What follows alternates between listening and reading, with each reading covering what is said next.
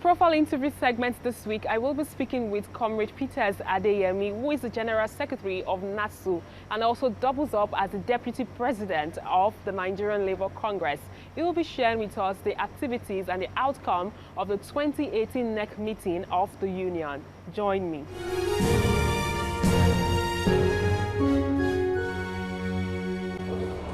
Your union just finished its NEC meeting. Can you share with us the outcomes of this meeting? Yeah, this is an annual meeting, and as at the time this meeting was rounding up, we have actually looked at a whole gamut of issues that affects the welfare and the well-being of national members across the length and breadth of the Federal Republic of Nigeria. And these are very critical issues that, has to do with the survival of the workers.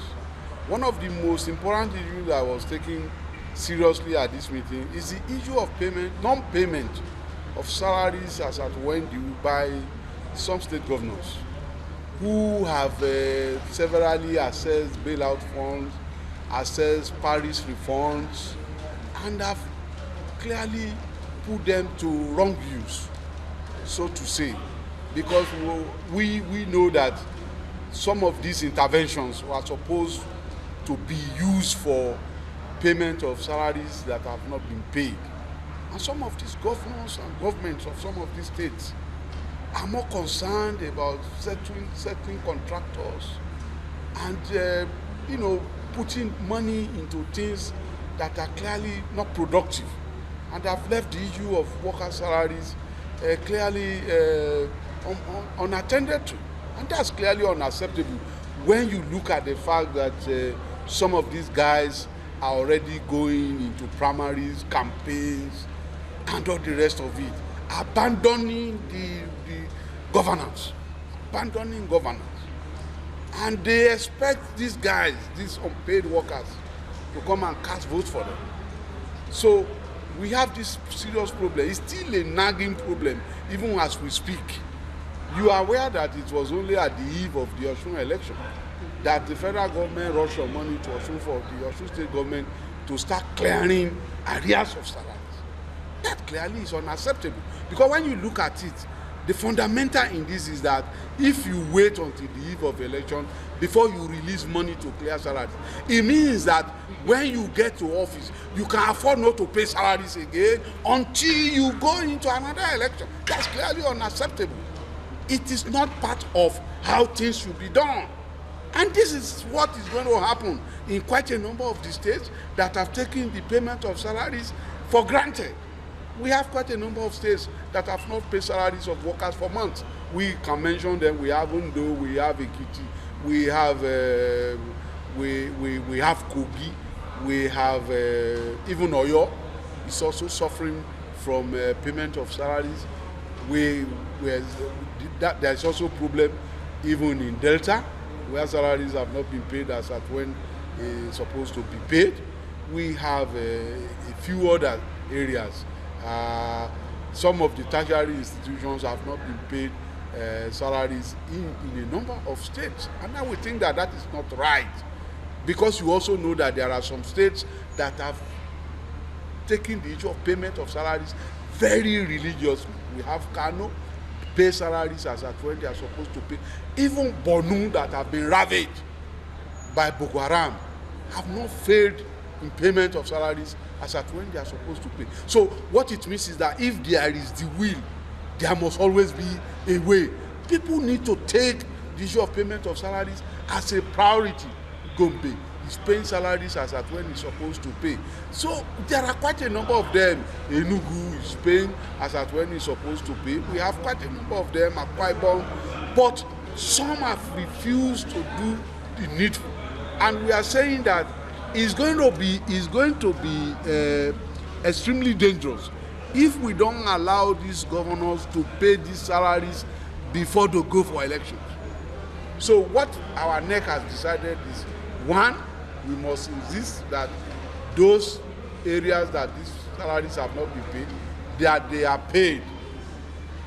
We've worked out some strategies which we are not ready release now so that they don't go and counter us.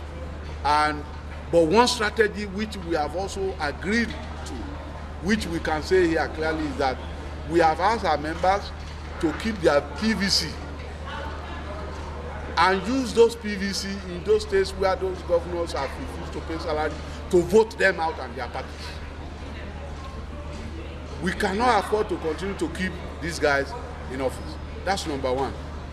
We advise our members nationwide not to sell their PVC. Sell it for a token, because that will be counterproductive.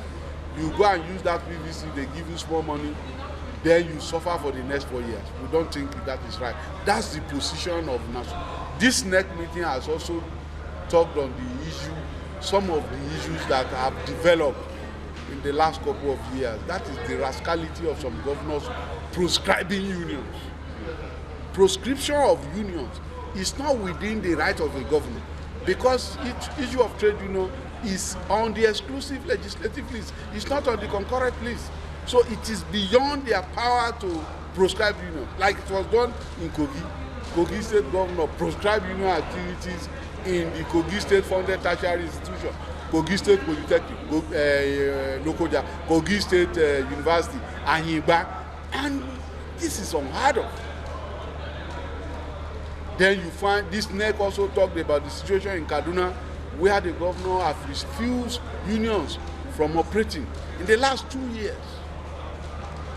Refused to even release our check-off dues and stop the deduction of check-off dues in a manner to kill unions. And we don't think that is right in a democratic government, whereas we have passed through military regimes that have not even contemplated some of these anti-people's actions. Talking about the end allowance, the federal government released about approved 8 billion naira for the end allowance for the universities. Can you tell us if the federal government has disbursed this money to workers in the universities? No, the money actually is supposed to defray part of what the federal government is owing the non-teaching staff in the universities as end allowances. Just the university, non-teaching staff covered by NASU, SANU, and NAT, 8 billion. The money is yet to be disbursed because the modalities for disbursement is being worked out. That is the issue on the 8 billion. But for polytechnics and colleges of education, the issue of payment of peculiarity allowance is still unresolved. And even for the end allowances, what we have said is that government should do everything possible to ensure that the cost implication for paying these end allowances on a month-to-month basis is factored into the year 2019 budget, so that you don't continue to accumulate arrears and then unions will have to go on strike severally before you pay, you release some money. It will be much more tidy if you put money in, if you put provision in the 2019 budget, whereby it's possible for every university to, on a month-to-month basis, pay the workers, whether you are ASU member, NASU member, SANU member, or NAT member. And that will take off the crisis of arrears. And that is one of the things that we have discussed here, for which we have also passed a resolution. And for the polytechnics peculiarity allowance, we have asked also that government should factor peculiarity allowance payable to workers in polytechnics and colleges of education into the year 2019 budget, so that it will be easy for government to pay as at when they are supposed to pay. Those are issues, critical issues that we have been discussing. Talking about the education sector, what's your union's position when it comes to funding of the sector? Would you say the government is paying attention in terms of funding? The truth of the matter is, for us, we think that government had politicized even establishment of universities. And you see, the ones you have, you are not able to fund adequately to a reasonable level. You go on establishing more. It doesn't make sense. Absolutely doesn't make sense. And then what that means is that you reduce, because some of these universities that you are just establishing are lacking in infrastructure and whatever, and that lowers automatically the quality of education that you are going to be selling to the people. So you are making available to the people. So what we have said is that for government to develop the capacity and the will to sufficiently fund existing universities, and refuse to politicize establishment of university. There's no reason for you to put universities in all villages and hamlets of this country. Fund this. In fact, you can, if you adequately fund them, you can also expand them to be able to take more students. They can be bigger than what they are now. For them, if the excuse is that the number of universities we have now cannot admit sufficient number of students, they can be so expanded that it will be cheaper to expand the existing university than creating new ones that will be completely lacking in infrastructure and facilities and will be more or less like a glorified secondary school. Some of these universities today are not better than glorified secondary school. So funding has declined, and that is what NEC has observed. Funding level has declined in the last couple of years in a manner that is becoming very unacceptable. In 2018, the thing has come to a ridiculous level of about 7%. Whereas in 2014 or thereabout, it was about 13%. So from that 2013 or 2014, the thing has been coming down. And what we said that is unfair. The UNESCO recommendation of 36% of the annual budget of a country, or 16% of the GDP, nobody is working near it here. Even if there are other competing situations that will not make this government country to be able to devote 36% as of our national budget to education, we should work near it. We should work near that. You see, if you are in the region of 18, 19, 20, of course it will be seen that you are making effort. Anything less than 20 clearly is unreasonable, and it is because government is not adequately funding the university. That is why they talk about intervention funds. On an annual basis, they want to give intervention fund. So if you fund the place adequately, you won't need intervention fund. If you do intervention funds, it's an admittance that you are not funding the place adequately. So once in a while, you come from anywhere and just find some 100 billion or 200 billion and put into the system. Whereas that should have been in part of the budgetary allocation. There's this trend of having so many private universities coming up. What's your union's position as regards the emergence of so many private universities?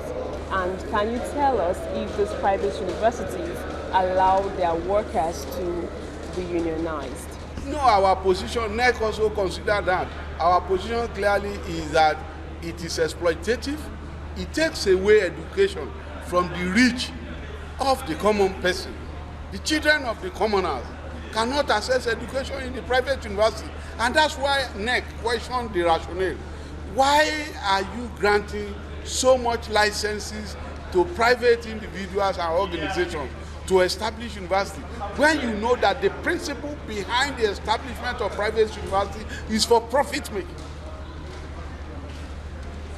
And have we been able to put in place appropriate regulatory machinery that will regulate the quality of the education that these private universities are giving, are dishing out? Two, have we been able to put in place appropriate regulatory machinery that will regulate the fee that these private universities are charging Nigerians, or are they allowed to just go haywire?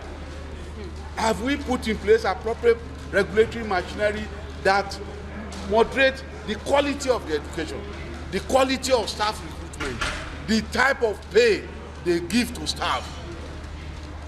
You are aware also that private universities have become so rascally motivated to the point that they include in their letters of appointment that anybody employed in in their university cannot be a member of a trade union. That completely contradicts the constitutional provision which provides that every citizen of our country will have freedom of association. He will be free to associate, will belong to a union of his choice. It's in the constitution. But these private university providers are behaving as if they are laws to themselves. They are above the law of the country.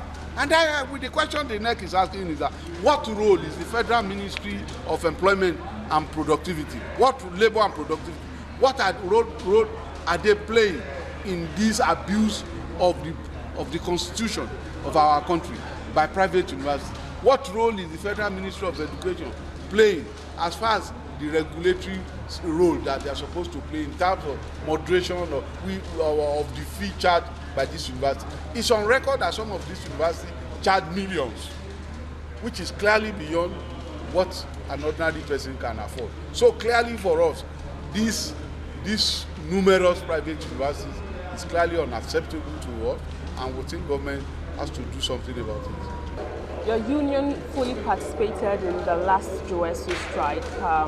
Can you share with us if no work, no pay, which the Minister of Health implemented the other time, can you tell us if these workers have been paid their salaries during the month which they participated in this exercise? That is why we condemn in totality the rascality of the Minister of Health.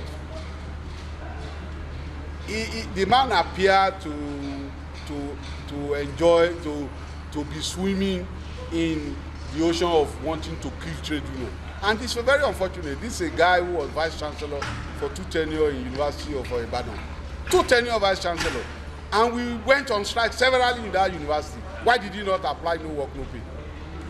Does the father is now a minister, does he just give him license to begin to do whatever he likes? No, it's crazy. What our union says is that application of no work, no pay is clearly unacceptable, it's outrageous, it's something that even the minister cannot defend. He was in UI for 8 years as vice chancellor. He never applied no work, no pay on any side of ASU, NASU, SANU, and NAD. What has suddenly changed? What has suddenly changed? Is it that the workers in the health sector don't have a right to protest and demand for what is due to them? It's clearly an abuse of power. But let him be reminded that I will leave as Minister of Health one day. Ministerial position will end. Let everybody who occupy offices of government knows that one day this thing will end. And they will come back to us. It's clearly unfair. The way the strike of GOSU has been handled is unacceptable, it's unfair. Government has shown that they can't apply double standard in the manner they resolve industrial crisis. There is a double standard clearly in this matter. Has the NMA not gone on strike? Has the Medical Association members not gone on strike? Were they made to go through no work, no pay? What's different about them? And why do you need to treat GOSU members the way you are treating them now? Now you can see it's a double jeopardy. The reason for which the workers went on strike have not been attended to. Then you are denying them their pay. I think it's quite unacceptable. Some of these guys should, if they believe in God, they should go to the corner of their room and pray for forgiveness.